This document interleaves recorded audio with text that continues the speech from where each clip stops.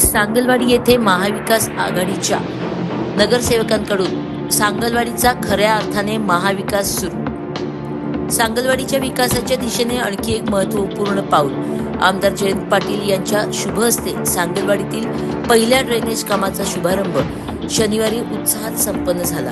नागरिकांच्या अनेक दिवसांच्या मागणीला मूर्त स्वरूप देत परिसरातील ड्रेनेजची समस्या दूर करण्याच्या दिशेने हे एक महत्त्वाचे पाऊल उचलले गेले।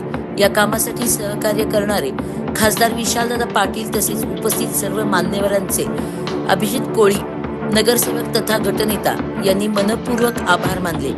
नागरिकांच्या मूलभूत सुविधा, परिसराचा विकास आणि सांगलवाडीच्या सर्वांगीण प्रगतीसाठी विकास कामाचा हा प्रवास असाच अविरत सुरू राहील असे आश्वासन देखील यावेळी अभिजित कोळी यांनी सर्व सांगलवाडीकरांना दिले।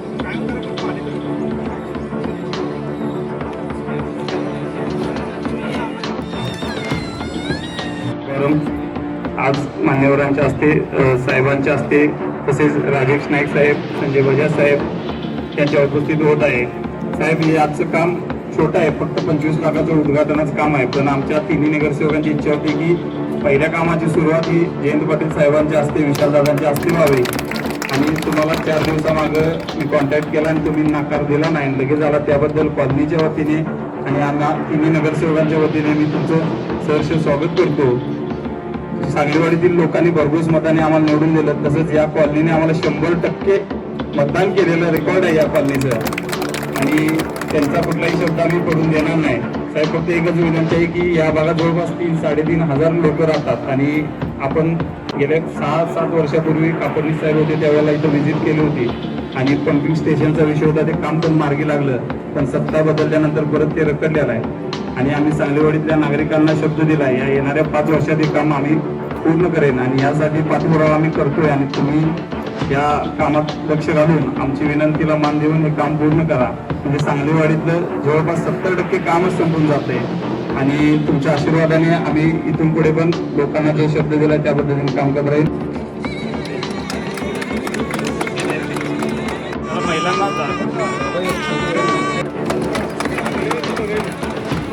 आज चव्हाण कॉलनी येथील ड्रेनेज कामाचा शुभारंभ माननीय आमचे नेते जयंत पाटील साहेब, तसेच काँग्रेसचे शहर जिल्हाध्यक्ष राजेशजी नाईक साहेब, तसेच चव्हाण कॉलनीतील सर्व लोकांच्या हस्ते आज उद्घाटन झालं।